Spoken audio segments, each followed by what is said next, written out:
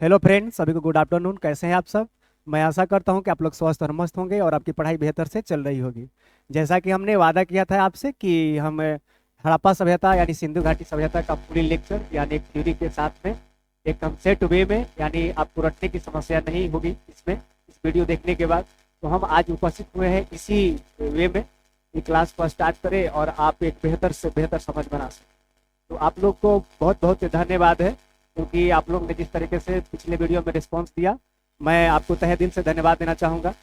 और तो चलिए क्लास को स्टार्ट करते हैं। जैसा कि आप लोग देख रहे हैं हड़प्पा सभ्यता, और हड़प्पा सभ्यता के अंतर्गत हम लोग प्रमुख प्रमुख पहलुओं पर बातें करेंगे कि हड़प्पा सभ्यता का विकास क्यों होता है, उसका नामकरण कैसे कैसे किया जाता है कि नहीं, सामाजिक आर्थिक राजनीतियाँ उस समय की स्थितियाँ क्या थी, उसके साथ हड़प्पा सभ्यता का पतन क्यों हो जाता है, आखिर कौन कौन से कारण उस समय थे कि हड़प्पा सभ्यता एक विकसित और नगरीय सभ्यता क्या हो जाता है, इसका एक तरीके से समाप्ति हो जाता है यानी इसका विनाश हो जाता है।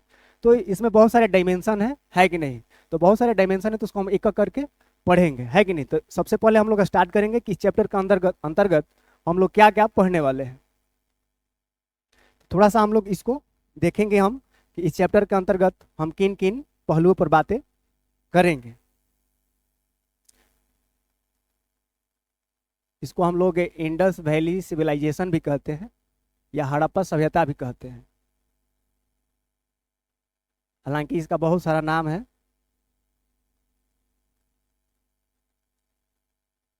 सबसे पहले हम देख लेंगे इसके अंतर्गत इसका थोड़ा सा ऐतिहासिक पृष्ठभूमि देखेंगे हम।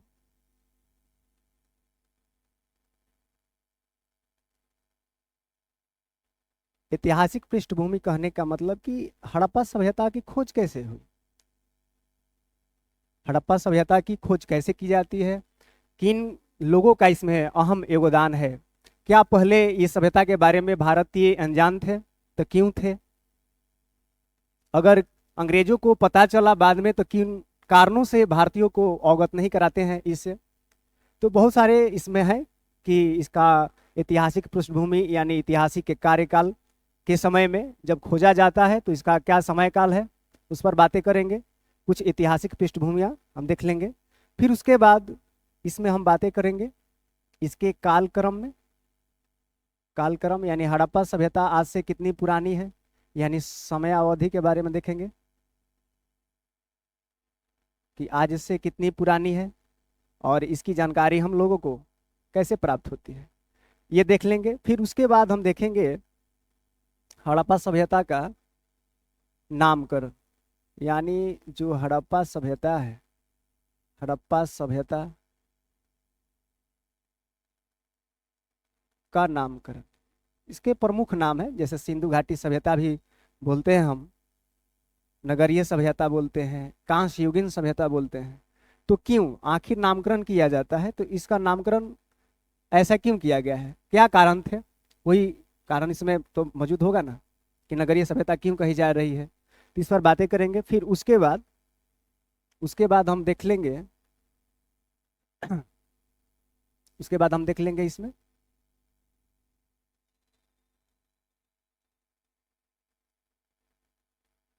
हड़प्पा सभ्यता का विस्तार, यानी इसका एक्सटेंशन कहाँ से कहाँ तक था, किन किन देशों में हड़प्पा सभ्यता का विस्तार है उसको देखेंगे, क्यों है विस्तार है तो क्यों है ये भी देखेंगे।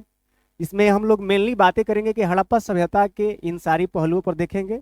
और सबसे अंत में दो डायमेंशन हो जाते हैं इसमें कि हड़प्पा सभ्यता की उस समय की उस समय की हड़प्पा सभ्यता की सामाजिक स्थितियां, हड़प्पा सभ्यता की सामाजिक स्थिति क्या थी, हड़प्पा सभ्यता की राजनीतिक स्थिति क्या थी, राजनीतिक स्थिति क्या थी स्थिति। फिर उसके बाद देखेंगे हम कि हड़प्पा सभ्यता का आर्थिक स्थिति। इससे बहुत सारे प्रश्न बनते हैं आपके एग्जाम में, यानी व्यापार कहाँ से होता था, मुद्रा का प्रचलन था कि नहीं था, व्यापार किन किन देशों से किन किन सभ्यताओं से होती थी, किसका व्यापार होता था, इकोनॉमी किस पर डिपेंड थी, इस पर हम बातें करेंगे। इस अगर हम बातें करेंगे आर्थिक स्थिति के बारे में तो उसके बाद देख लेंगे हड़प्पा सभ्यता का धार्मिक स्थिति, यानी हड़प्पा वासी किस धर्म को मानते थे उस समय, किनकी पूजा की जाती थी। और अंत में हम देख लेंगे कि इस एक बड़ी सभ्यता का, यानी एक बड़ी नगरीय सभ्यता या विकसित सभ्यता का अंत कैसे हो जाता है। विकसित सभ्यता यानी जिसको हम हड़प्पा सभ्यता बोलते हैं, सभ्यता का पतन यानी क्यों डिक्लाइन कर गया, क्यों समाप्त हो गया। तो इन सारे मुद्दों पर हम बातें करेंगे। जैसा कि आप लोग देख रहे हैं ये प्रमुख प्रमुख जो डायमेंशन है इस पर हम बातें करने वाले हैं। तो चलिए हम लोग क्लास को स्टार्ट करते हैं। और ये मुख्यतः जो आर्ट्स के स्टूडेंट्स हैं 12 क्लास के, उनके साथ साथ जो भी अगर आप लोग कंपटीशन से जुड़े हुए हैं, कोई भी एग्जाम हो सकता है, सिविल सर्विसेज का हो या कोई अदर स्टेट पीसीएस कोई भी एग्जाम हो, बिहार एसआई के साथ साथ कोई भी एग्जाम है कंपटीशन का है, बच्चा है तो इसको चीज़ों को समझ सकता है। ये रटने वाला कोई सब्जेक्ट नहीं है। मैं बार बार बोलता हूँ कि ये रटने से ज़्यादा देर तक अपने माइंड में इसको रख नहीं सकते हैं। अगर आप समझेंगे तो इसको बेहतर ढंग से एक कंसेप्ट बनेगा और आप बार बार रिविजन करते रहिए, उसके बाद आपके माइंड में रहेगा ये। तो चलिए हम लोग सबसे पहले स्टार्ट करेंगे कि इस पर बात कर लेंगे हम लोग कि हड़प्पा सभ्यता की खोज कैसे होती है, यानी हड़प्पा सभ्यता की खोज कैसे हुई, इस पर हम बात करेंगे। कि एक जो विकसित गुमनाम सभ्यता है, बोला जाता है कि इसके बारे में तो जानकारी था नहीं, ये बाद में इसके बारे में पूर्णतः भारतीयों को पता चलता है कब, 1921 और 1922 में। 1921-22 के पहले भारतीयों को क्या था, जानकारी नहीं था इसके बारे में। भारतीय अनजान थे कि भारत में भी विश्व की एक बड़ी नगरीय या विकसित सभ्यता विद्यमान थी। लेकिन भारतीयों को पता चला कब, 1921 और 22 में, जब हड़प्पा और मोहनजोदड़ो की खोज की जाती है दयाराम साहनी और रखालदास बनर्जी के द्वारा। लेकिन इससे पहले क्या नहीं थी, इससे पहले तो थी ना, तभी तो हम पढ़ रहे हैं कि एक विकसित सभ्यता थी, एक पुरानी सभ्यता है। तो माना जाता है कि हड़प्पा जो सभ्यता है आज से लगभग 4000 4500 साल पहले की सभ्यता थी और भारतीय इसे क्या थे, अनजान थे। तो कैसे इसकी खोज होती है उस पर हम थोड़ा सा बातें कर लेते हैं। तो हड़प्पा सभ्यता का जब खोज की बात हो जाती है, यानी इसकी खोज की बात की करेंगे हम लोग, खोज की, तो सबसे पहले 1826 ईस्वी में, उसका नाम क्या है,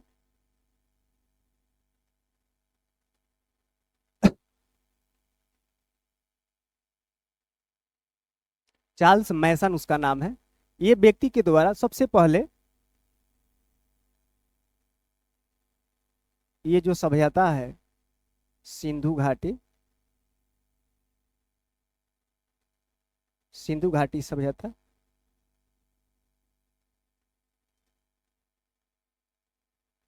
के बारे में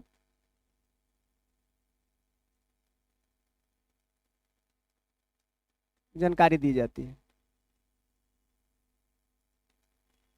चार्ल्स मैसन 1826 के आसपास इस सभ्यता के बारे में थोड़ा सा मतलब कि इसको मालूम चला है, इसको जानकारी प्राप्त हुई है कि हो सकता है कि इस क्षेत्र में क्या हो, ये पाकिस्तान का क्षेत्र है, पाकिस्तान के क्षेत्रों में घूमने के लिए निकला है। तो इनको मालूम चला कि इस क्षेत्र में कोई गुमनाम सभ्यता होगी पहले, तभी तो वहां से कुछ ईंटों का यहाँ इसको परिणाम का मिला है, परिणाम क्या बोलते हैं, प्रमाण मिला है इनको। तो इनसे इनको मालूम चला है कि चार्ल्स मैसन को कि यहाँ पर कोई पहले सभ्यता विद्यमान थी। लेकिन ये उतना मतलब कि बेहतर ढंग से इसको समझते नहीं है। तो फिर आगे के क्रम में, आगे क्रम में जब समय आएगा 1853 और 56 का, और आपको मालूम होना चाहिए ये जो समय है उस समय भारत का एक वायसराय था, उसका नाम है लॉर्ड डलहौजी। उसका नाम क्या था, लॉर्ड डलहौजी। और भारतीयों के ऊपर कौन शासन कर रहे थे, ब्रिटिश। तो लॉर्ड डलहौजी के शासन काल में ये जो समय है 1853 और 56 का, अंग्रेजों ने, अंग्रेजों के द्वारा, अंग्रेजों के द्वारा रेल का विकास किया जा रहा था। रेल का विकास हो रहा था। अच्छा, रेल का विकास अंग्रेज क्यों कर रहे थे? अपने आर्थिक लाभ के लिए, कि भारत से जो भी हमारे लिए उपयोगी वस्तुएं हैं उसको कहाँ ले जाना, ब्रिटेन ले जाना। इसी क्रम में लॉर्ड डलहौजी के शासनकाल में रेल का विकास होता है, और अंग्रेज इसका विकास क्यों कर रहे हैं? आर्थिक लाभ के लिए। तो इस समय भारत में, उस समय पाकिस्तान भी शामिल था, क्योंकि पाकिस्तान तो बाद में अलग हुआ है जब भारत आज़ाद होता है। थोड़ा सा मैप बनाएंगे।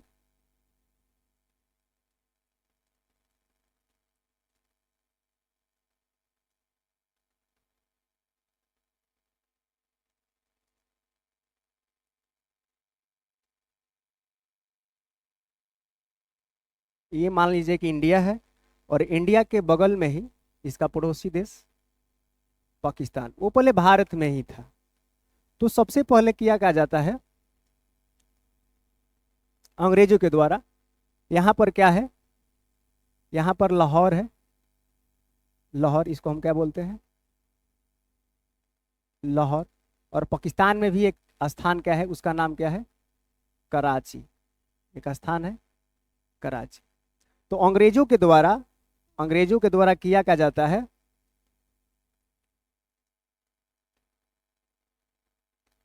यानी कराची से लाहौर के बीच में, यानी कराची से लाहौर के बीच में, लाहौर के बीच में रेलवे की पटरियां बिछाई गई। पटरियां बिछाई जा रही थी अंग्रेजों के द्वारा, क्योंकि अंग्रेज तो भारत पर शासन कर ही रहे थे आर्थिक लाभ के लिए, भारत का आर्थिक शोषण करने के लिए। तो ये जो रीजन देख रहे हैं आप, ये तो हमारा भारत है, ये है भारत, और ये क्षेत्र है पाकिस्तान है। तो पाकिस्तान के क्षेत्रों में कराची से लाहौर के बीच में रेलवे लाइन बिछाई जा रही थी, यानी रेलवे की पटरियां हैं, रेल की पटरियां पटरियां बिछाई जा रही थी अंग्रेजों के द्वारा।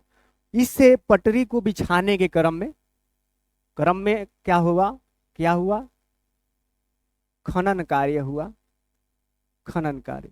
और खनन कार्य होने के परिणाम स्वरूप क्या प्राप्त होता है, इसमें बहुत सारे क्या मिलती है, पक्की ईंटें मिली, मनके मिले।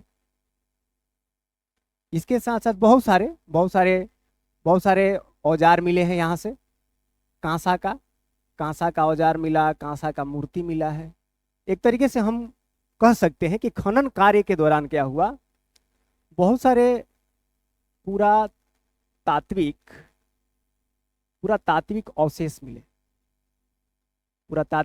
अवशेष मिले हैं, और अंग्रेज इसे परिचित थे। तो अंग्रेजों को लगा कि भारत में क्या है, एक नगरीय सभ्यता जो विकसित थी, वो विद्यमान रही होगी, तभी तो यहाँ पर मिल रहा है। तो अंग्रेज समझ गए, इन चीजों को देख करके समझ गए कि भारत में क्या था, एक विश्व की सबसे पुरानी सभ्यता थी। और अंग्रेजों ने भारत को हमेशा से कमजोर समझा था, अपने योग्य नहीं समझा था। अंग्रेजों ने बार बार कहा करते थे अंग्रेज भारतीयों से कि तुम्हारी कोई औकात नहीं है, हम एक विकसित सभ्यता के निवासी हैं, तुम्हारी सभ्यता कोई विकसित है नहीं, तुम कमजोर हो। तो ऐसे में लगा अंग्रेजों को कि अगर ये बात भारतीयों के कानों तक पड़ती है तो भारतीय से क्या होंगे, अवगत हो जाएंगे कि भाई अंग्रेजों से पुरानी हमारी क्या है, सभ्यता थी। तो भारतीयों को खबर न लगे, अंग्रेजों ने इसको नहीं बताया। अंग्रेज इसको क्या करते हैं, इसको अपने अंदर ही इस बात को रखते हैं, भारतीयों के कानों तक पहुंचने नहीं देते हैं। लेकिन आगे के क्रम में जैसे जैसे समय बीतता है, समय बीतेगा, और समय बीतने के बाद समय आता है 1921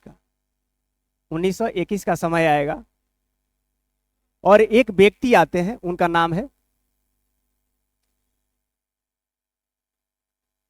है दयाराम साहनी।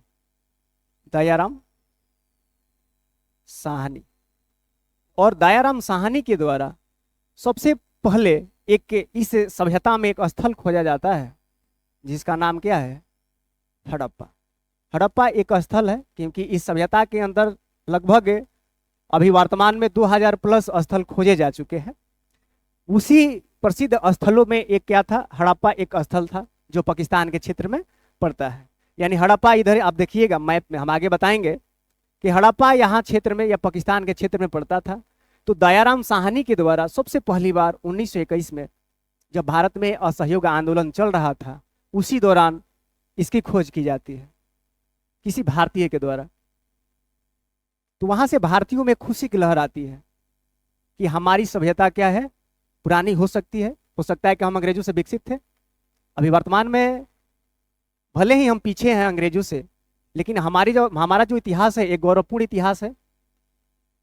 तो कहीं ना कहीं ये जो खोज हुई है हड़प्पा का दयाराम साहनी के द्वारा, तो भारतीयों में राष्ट्रवादी विचारधारा को कहीं ना कहीं बढ़ा के रख दिया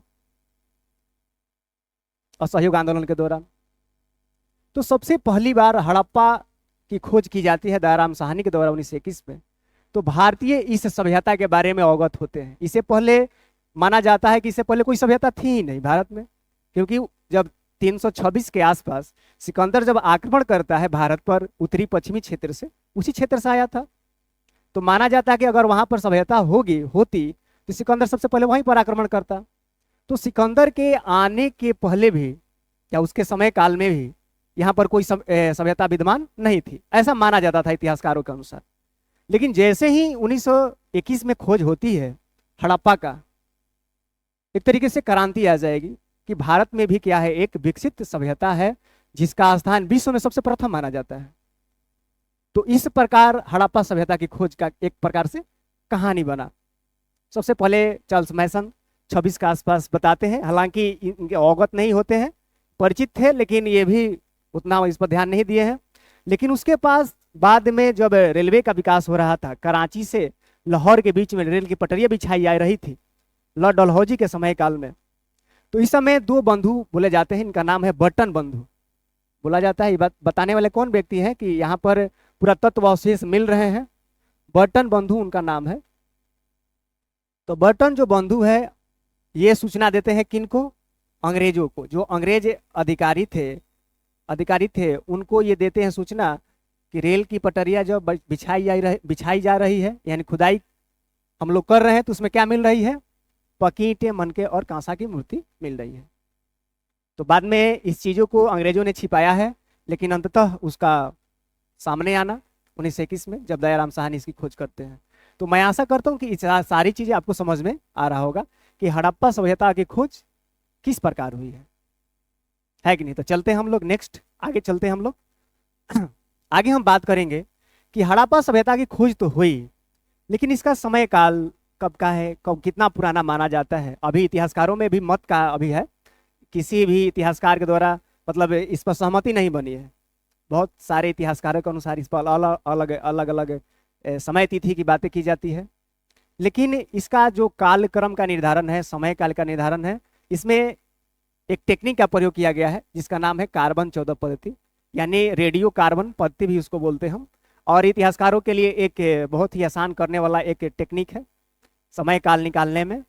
तो कोई भी इतिहासकार होता है तो इस टेक्निक का प्रयोग करके किसी वस्तु का, किसी सभ्यता का, किसी व्यक्ति के उम्र काल, समय काल की जानकारी प्राप्त कर सकता है। तो सबसे पहले देखेंगे हम, इस पर बातें कर लेते हैं थोड़ा, कि हड़प्पा सभ्यता का समय काल यानी कालक्रम बोले हम, इसको हम क्या बोल सकते हैं, समयावधि। यानी जो हमारी हड़प्पा सभ्यता है, जो हड़प्पा सभ्यता है ये कितनी पुरानी है। तो इतिहासकारों ने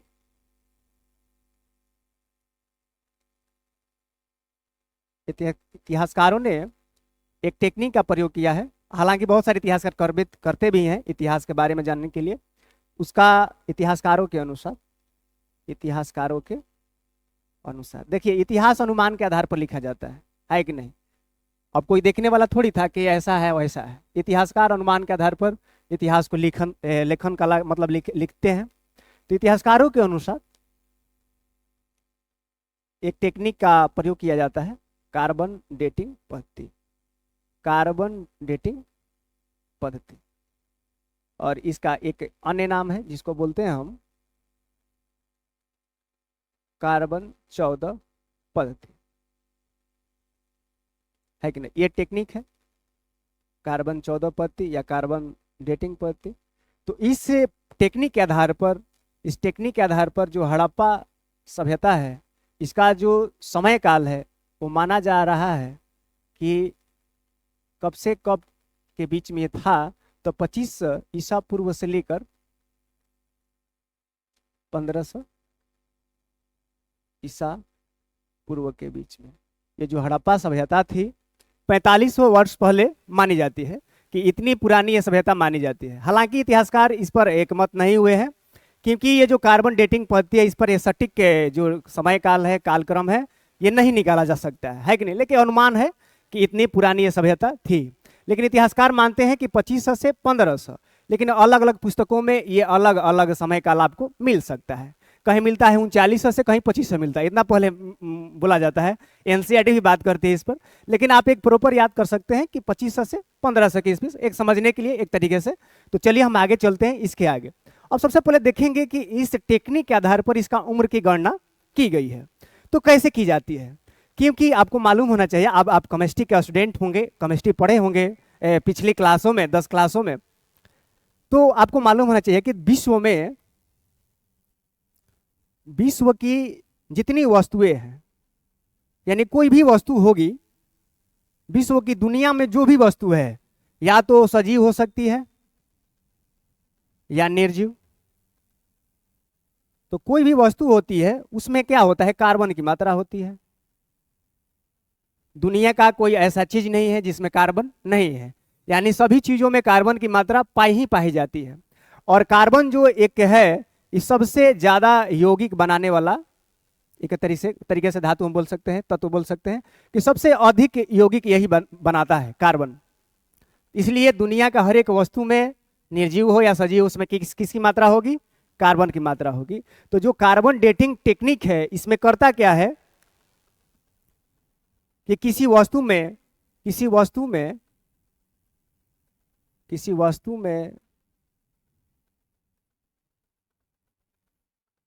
कार्बन की जितनी मात्रा नष्ट होती है, उसी के आधार पर उस वस्तु का उम्र निकाला जाता है। क्योंकि अगर कोई वस्तु पुरानी होगी तो धीरे धीरे इसमें कार्बन की मात्रा नष्ट हो रही है। तो जितनी कार्बन की मात्रा किसी वस्तु में, मान लीजिए पेन है, तो पेन का एक उम्र होगा, पहले बना होगा। तो अगर हमको इसका समय निकालना है कि इसका निर्माण कब हुआ है, कितनी पुरानी है, तो हम देखेंगे कि इसमें कितनी कार्बन की मात्रा अब तक प्रेजेंट टाइम तक नष्ट हो गई है। तो उसके आधार पर हम इसको जान सकते हैं कि कितनी पुरानी है। तो इस टेक्निक में यह किया जाता है कि वस्तु में कार्बन की जितनी मात्रा नष्ट होती है, उसके आधार पर इसकी उम्र को निकाला जाता है। तो हड़प्पा सभ्यता में जो भी अवशेष प्राप्त हुए, जो भी पुरातात्विक अवशेष प्राप्त हुए, हो सकता है कि मानव की जो हड्डियां भी बहुत सारी मिला है, मानव की हड्डियां, जानवरों के अस्थि पंजर, मन के, है कि नहीं, कहीं से दांत भी मिला है, कहीं से मूर्ति भी मिला है। तो जो भी पुरातात्विक के अवशेष मिले हैं, उसका क्या किया गया है, कार्बन डेटिंग किया गया। और कार्बन डेटिंग के आधार पर इसकी उम्र की गणना की गई है। इस आधार पर ये लगभग 4500 वर्ष पुरानी मानी जाती है, कि सभ्यता बहुत पुरानी थी। तभी तो हम बोलते हैं कि विश्व में सबसे पुरानी सभ्यता थी हड़प्पा सभ्यता। तो इसका कालक्रम का जो निर्धारण है, किस टेक्निक के आधार पर किया गया है, कार्बन डेटिंग पद्धति या कार्बन 14। कार्बन 14 कहने का मतलब ये क्या है, इसका आइसोटोप है। कार्बन का आइसोटोप होता है कार्बन 12, 13, कार्बन 14, 3 माने जाते हैं कार्बन के। तो ये कार्बन जो 14 एक तरीके से आइसोटोप है, आप लोग पढ़े होंगे केमिस्ट्री में। तो इसका उपयोग करके किसी भी वस्तु का हम क्या कर सकते हैं, समय निकाल सकते हैं, उसका उम्र की गणना हम कर सकते हैं। तो इतिहासकार इसी आधार पर करते हैं इसकी उम्र की गणना। तो इसका समय काल आप लोग याद रखिएगा, कितनी पुरानी है, तो इतनी पुरानी है। तो चलते हैं, हमने अभी क्या देखा, हड़प्पा सभ्यता का खोज कैसे हुआ, हड़प्पा सभ्यता का समय काल, यानी कितनी पुरानी सभ्यता है इतिहासकारों के अनुसार। तो चलिए हम आगे चलते हैं थोड़ा सा, कि इसका विस्तार हम लोग देख लेते हैं कि हड़प्पा जो सभ्यता है, हड़प्पा सभ्यता का विस्तार कहाँ से कहाँ था, कहाँ कहाँ तक था, यानी एक सभ्यता होगी तो सभ्यता में तो पॉपुलेशन होगा, जनसंख्या होगा, जनसंख्या होगा तो उसका कुछ एरिया होगा कि किसी एरिया में क्या होंगे उस समय स्थित होगी सभ्यता। तो थोड़ा सा हम बात कर लेते हैं इसके विस्तार पे, यानी हड़प्पा सभ्यता का एक्सटेंशन कहाँ से कहाँ तक था। तो चलिए थोड़ा सा हम मैप बनाएंगे और मैप की सहायता से हम लोग देखेंगे। तो सबसे पहले हम लोग बनाते हैं यहाँ पर मैप।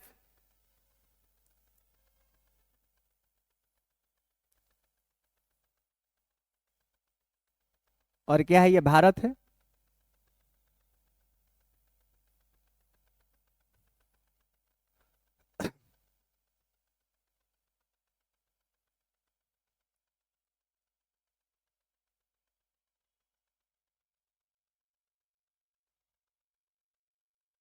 ये भारत हो गया,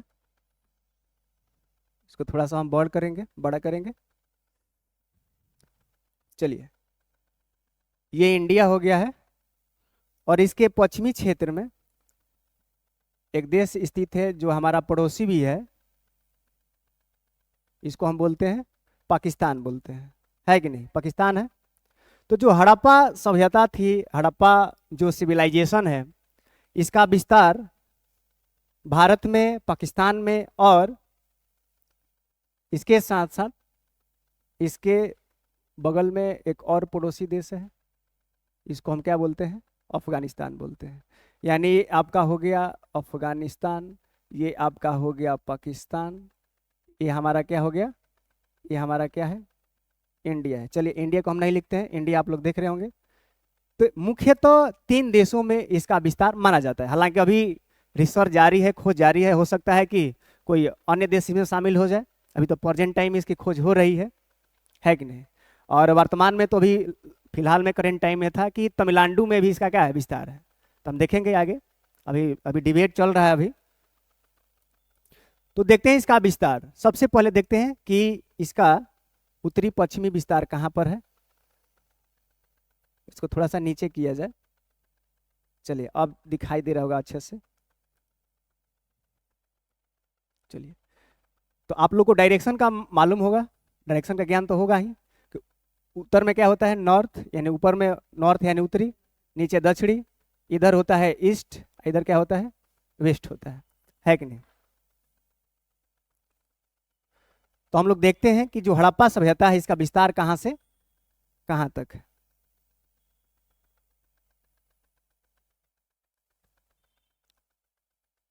ये सबसे उत्तरी विस्तार हो गया, यहाँ पर सबसे दक्षिण में, यहाँ पर सबसे पूर्व में और यहाँ पर सबसे पश्चिमी हिस्से में, है कि नहीं। तो हम इसका नाम भी लिखेंगे यहाँ पर कि पूर्वी विस्तार कहाँ से कहाँ तक है।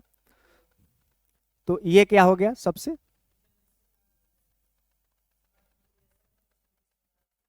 पूर्वी विस्तार। तो हड़प्पा सभ्यता का जो सबसे पूर्वी विस्तार है उस स्थान का नाम है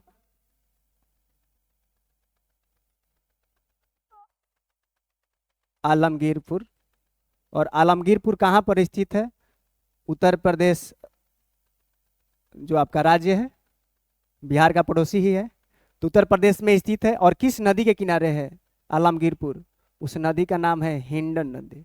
यानी हड़प्पा सभ्यता का पूर्वी विस्तार आलमगीरपुर जो कि उत्तर प्रदेश में पड़ता है और हिंडन नदी के किनारे स्थित है।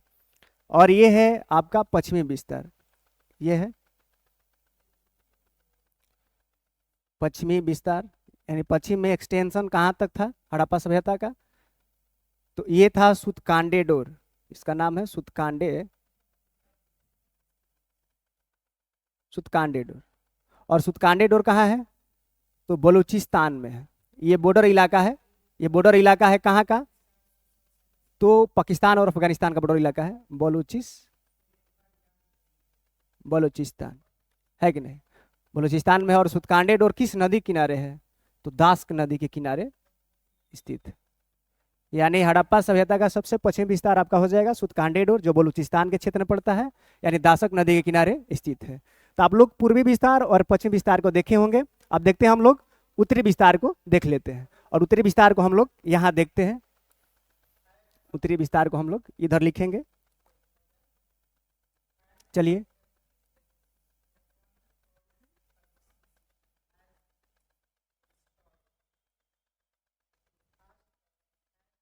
उत्तरी विस्तार कहाँ पर है? तो एक जगह है मांडा, मांडा।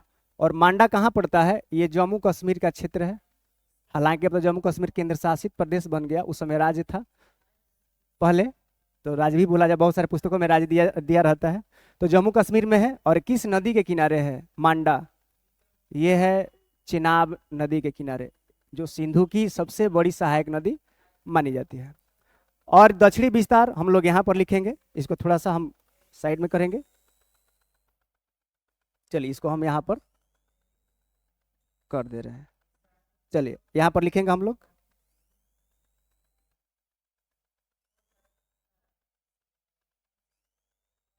दक्षिणी विस्तार। तो दक्षिण विस्तार कहाँ है?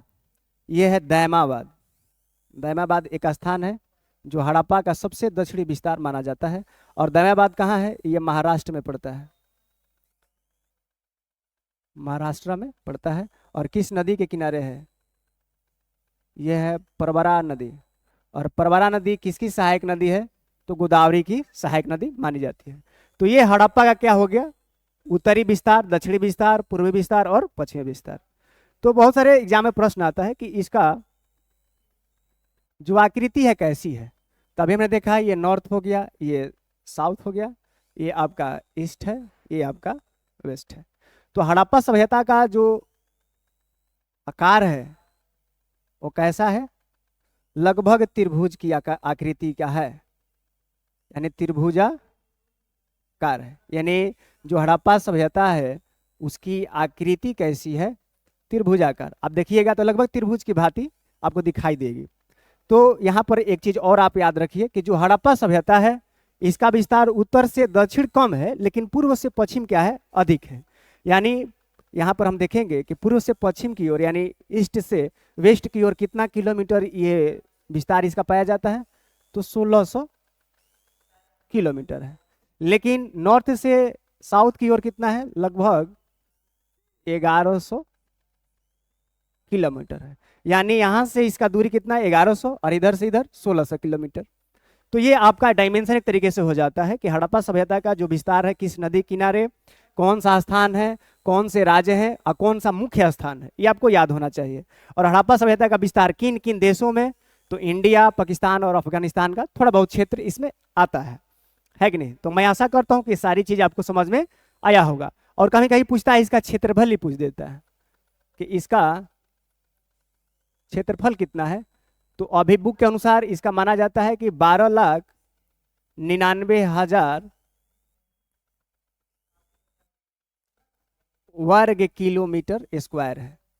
तो हम कह सकते हैं कि इसका क्षेत्रफल जो है लगभग 13 लाख वर्ग किलोमीटर है कि नहीं? तो इसका क्षेत्रफल कितना हो जाएगा? लगभग 13 लाख वर्ग किलोमीटर स्क्वायर इसका क्षेत्रफल है। और इसकी आकृति कैसी है? त्रिभुजाकार है। और पूर्वी विस्तार और पश्चिमी विस्तार आप देख सकते हैं, सबसे अधिक के जो विस्तार है पूर्व से पश्चिम की ओर ही है, यानी उत्तर से दक्षिण जो विस्तार है कम है। यानी कितनी है? तो 1100 किलोमीटर है नॉर्थ टू साउथ, और ईस्ट टू वेस्ट 1600 किलोमीटर है। तो आप लोग यहाँ तक आप लोग समझे होंगे कि हड़प्पा सभ्यता का हमने देखा, उसका खोज कैसे होता है, उसका समय काल क्या है, कैसे निर्धारण किया गया, इनमें किन किन पुरातत्वविदों का क्या है योगदान है, इतिहासकारों का योगदान है। और इसका विस्तार हमने देखा कि पूर्व से पश्चिम और उत्तर से दक्षिण कहाँ था। तो आप यहाँ तक याद कर सकते हैं, आपके एग्जाम में यहाँ से बहुत सारे प्रश्न बनेंगे, है कि नहीं? लेकिन आपको मन में एक सवाल होगा कि जो ये हड़प्पा सभ्यता है इसका विस्तार मुख्यतः इन्हीं क्षेत्रों में क्यों हुआ? आखिर कौन कौन से फैक्टर उस समय जिम्मेवार होंगे कि हड़प्पा सभ्यता का विस्तार मुख्यतः इन्हीं सारे क्षेत्रों में हो रहा है? आप देखेंगे दक्षिण में महाराष्ट्र तक ही है। हालांकि अभी तो मामला आ रहा है कि हड़प्पा सभ्यता का विस्तार यहाँ तक था, तमिलनाडु तक था। अभी प्रेजेंट टाइम में तमिलनाडु के जो मुख्यमंत्री हैं एम.के. स्टालिन, उन्होंने घोषणा भी की है कि अगर जो भी यहाँ पर अवशेष मिले हैं, क्योंकि आपको मालूम होना चाहिए, हम आगे बात करेंगे कि हड़प्पा सभ्यता का जो लिपि है उसको अभी तक पढ़ा नहीं जा सका है। इसलिए नहीं कि वो पेंटिंग टाइप का था, यानी चित्रात्मक लिपि मिली है हड़प्पा सभ्यता में, लेकिन उसको अब तक हम पढ़ नहीं सके हैं। तो एम.के. स्टालिन कहे हैं कि ऐलान किए हैं कि कोई भी व्यक्ति इस लिपि को अगर पढ़ता है, यानी हड़प्पा सभ्यता के जो संस्कृति है, जो लिपि है, भाषा है, उसके बारे में अवगत कराता है, तो उसको मैं $1 मिलियन का क्या दूंगा, पुरस्कार दूंगा। तो बहुत सारे इतिहासकारों में खलबली मची है कि हम पढ़ ले और उसको प्राप्त कर ले अवार्ड को, पुरस्कार को। तो अभी प्रेजेंट टाइम का मामला है कि अभी तमिलनाडु तक बातें हो रही है, लेकिन इतिहासकार मानते हैं कि इसका दक्षिण विस्तार कहाँ तक है, दामाबाद तक ही है। तो आप लोग देखेंगे कि इधर क्यों था, हाँ आखिर सभ्यता इधर क्यों बसी, हो सकता था कि इधर हो सकती थी, लेकिन यहाँ पर पार्टिकुलर क्षेत्र में क्यों है, इसका कुछ कारण होगा। तो चलिए उस पर हम बात करते हैं कि हड़प्पा सभ्यता का विस्तार इन्हीं क्षेत्रों में क्यों हुआ, यानी हड़प्पा सभ्यता का विकास सिंधु नदी घाटी में ही क्यों, आखिर कौन कौन से कारण थे कि इन्हीं कारणों में, इन्हीं क्षेत्रों में इसका विस्तार होता है। तो चलिए हम लोग समझते हैं। तो सबसे पहले क्या देखेंगे कि कोई भी सभ्यता जो होती है, तो सभ्यता ऐसे नहीं बनती है। सभ्यता के लिए क्या चाहिए, जनसंख्या चाहिए। आखिर लोगों के समूह के तो ही हम क्या बोलते हैं, सभ्यता बोलते हैं। कि कोई एक जनसंख्या पार्टिकुलर क्षेत्र में, किसी रीजन में निवास करती है, उसकी जो संस्कृति है, कल्चर है, वो सब एक समान हो, रहन सहन एक समान हो, तो वहां से सभ्यता का निर्माण होता है। तो सभ्यता के बनने के लिए सबसे पहले क्या चाहिए, पॉपुलेशन चाहिए, है कि नहीं। आप इस चीज़ों को समझते हैं। यहाँ पर ज्योग्राफी का जो नियम है, ज्योग्राफी बात करती है कि जनसंख्या जहाँ वहाँ पर निवास करेगी जहाँ पर कुछ उसके लिए जो जरूरत होती है उसको फुलफिल होता होगा तब। तो सभ्यता का निर्माण होगा जनसंख्या से। और जनसंख्या हमेशा कहाँ निवास करती है, जहाँ पर क्या होता होगा, जहाँ पर क्या होता होगा, इस जनसंख्या को क्या मिलता होगा, भोजन, यानी जनसंख्या को भोजन मिल जाएगा और कुछ आय प्राप्त हो जाएगा, वहीं पर जनसंख्या निवास कर जाएगी। तो हड़प्पा सभ्यता के जो लोग निवास यहाँ पर कर रहे हैं, इसका मतलब क्या है कि जो हड़प्पावासी है, यानी हड़प्पा स्थल में जितनी जनसंख्या थी, उनको इन क्षेत्र में क्या मिलती होगी, आय और भोजन मिलता होगा, तभी तो निवास की उन्होंने। तो देखते हैं कि जो आय और भोजन हड़प्पा वासियों को मिल रहा था, ये कैसे मिल रहा था। तो हड़प्पा वासी इस चीज को कैसे प्राप्त करते थे, यानी कहाँ से आता था। तो हड़प्पा वासी क्या करते थे, कृषि करते थे, यानी कृषि क्या होती थी, अधिक होती थी। आखिर कृषि क्यों अधिक होती थी हड़प्पा सभ्यता में, क्योंकि हड़प्पा सभ्यता का जो रीजन है उसमें द्वाब क्षेत्र क्या थे, अधिक थे। द्वाब क्षेत्र क्या होता है, द्वाब क्षेत्र क्या होता है आपको मैं बताऊं। द्वाब क्षेत्र होता है दो नदियों के बीच की भूमि को क्या बोलते हैं हम लोग, द्वाब बोलते हैं। यानी ये क्या है, द्वाब है, द्वाब क्षेत्र इसको हम कहते हैं। दो नदियों के बीच की भूमि को क्या बोलते हैं, द्वाब बोलते हैं। तो कृषि वहां पर होगी जहां पर द्वाब क्षेत्र क्या होंगे, अधिक होंगे। अच्छा, द्वाब क्षेत्र में ही कृषि क्यों अधिक होती है, क्यों होती है, क्योंकि द्वाब क्षेत्र जहां पर होगा वहां पर क्या पाया जाता है, उपजाऊ मृदा पाया जाता है, यानी फर्टाइल लैंड वहां पर पाया जाएगा जहां पर क्या होगा, द्वाब क्षेत्र होगा। अच्छा, उपजाऊ मृदा कहां पर मिलती है, जहां पर क्या होगी, नदियां होगी, क्योंकि नदियां होगी तो अभी क्या बनेगा, द्वाब क्षेत्र बनेगा। द्वाब क्षेत्र होगा तो उपजाऊ मृदा होगी, उपजाऊ मृदा होगी तो कृषि होगी, कृषि होगा तो कृषि से क्या होता होगा, कृषि से कुछ उत्पादन होता होगा, कुछ उत्पादन होता होगा। और उत्पादन को जब हड़प्पावासी व्यापार करते होंगे, और व्यापार करते भी थे मेसोपोटामिया से और मिस्र के सभ्यता से, तो उनको क्या प्राप्त होता होगा, आय, और उत्पादन से कुछ भोजन भी। तो ये सारे कारण है कि हड़प्पा वासी यहाँ पर क्या होते हैं, निवास करते हैं। क्योंकि किसी भी जनसंख्या को क्या चाहिए, भोजन और आय चाहिए, और ये कहाँ से आएगा, कृषि से। क्योंकि उस समय उद्योग का कोई प्रमाण नहीं मिला है, हड़प्पा में कोई भी उद्योग का प्रमाण आज तक नहीं मिला है। माना जाता है कि कृषि ही क्या थी, अर्थव्यवस्था का आधार थी। तभी हमने देखा कि सिंधु नदी घाटी में है, क्यों, इसलिए कि जब आप मैप देखेंगे, अगर आप 11 क्लास में ज्योग्राफी पढ़े होंगे, 11 क्लास की जब आप ज्योग्राफी पढ़े होंगे तो आपको नदी का स्टडी कराया गया होगा। तो मैं बता दूं आपको कि ये है भारत, हम फुली मैप नहीं बना रहे हैं। यहाँ से एक नदी निकलती है, इस नदी का नाम क्या है, इंडस नदी, यानी सिंधु नदी। और सिंधु नदी आकर के कहाँ गिरती है, ये अरब सागर में गिरती है। यानी कहाँ गिर रही है, अपना जल कहाँ गिरा रही है, अरब सागर। इसको हम बोलते हैं अरेबियन सी, यानी अरब सागर में अपना जल गिराती है। और निकल रही है कहाँ से, ग्लेशियर से निकल रही है। कहाँ से, ग्लेशियर से। अच्छा, इस ग्लेशियर का नाम क्या है, इस ग्लेशियर का नाम है बोखरचू ग्लेशियर। बोखर बोखरचू ग्लेशियर इस ग्लेशियर का नाम है। अच्छा, आपके मन में सवाल यहाँ पर होगा कि भाई यहाँ पर ग्लेशियर कैसे आ गया? तो ग्लेशियर इसलिए आया कि यहाँ पर क्या है, हिमालय है, और यहाँ से निकल रही है इंडस नदी, यानी इसका नाम क्या है? सिंधु नदी। सिंधु है, और सिंधु की प्रमुख 5 सहायक नदियां हैं। हालांकि बहुत सारी सहायक नदी है, लेकिन माना जाता है कि प्रमुख 5 सहायक नदियां हैं। जैसे एक है झेलम, दूसरी है चिनाब या चिनाब उसको बोलते हैं हम लोग, तीसरी है जिसको बोलते हैं हम लोग रावी, और चौथी है ब्यास, और पांचवी है सतलज। 5 सहायक नदी है।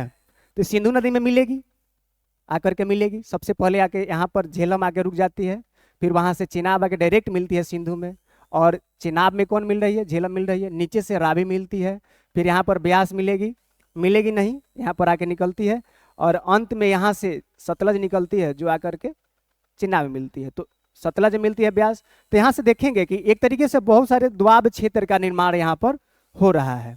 ये भी दोआब हो गया क्योंकि 2 नदियों के बीच भूमि हो गई, यानी सिंधु और झेलम के बीच। झेलम और ये चिनाब के बीच बहुत सारा क्या हो गया? दोआब क्षेत्र हो गया।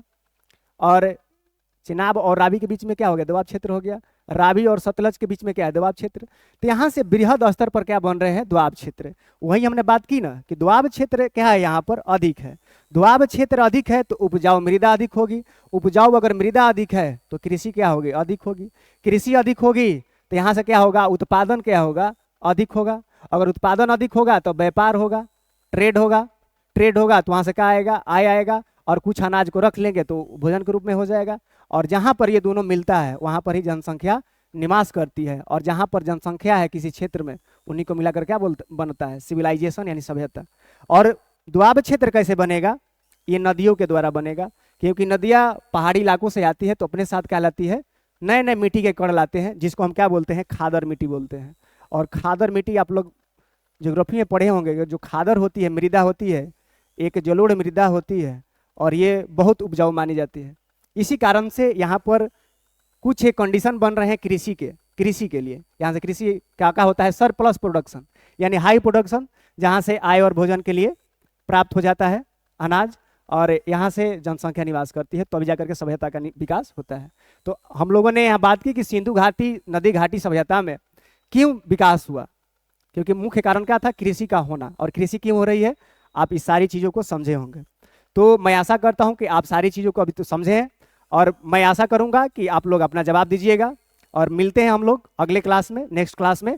और इसके आगे हम बात करेंगे कि हड़प्पा सभ्यता का सामाजिक स्थिति, धार्मिक स्थिति और राजनीतिक स्थिति के साथ साथ इसके पतन के प्रमुख कारण कौन थे, और उसमें जो भी इम्पोर्टेंट है प्रमुख साइट्स हैं, यानी प्रमुख स्थल है, उस पर भी हम लोग बातें कर लेंगे। और तब तक के लिए राधे राधे, मिलते हैं कल। सभी को धन्यवाद।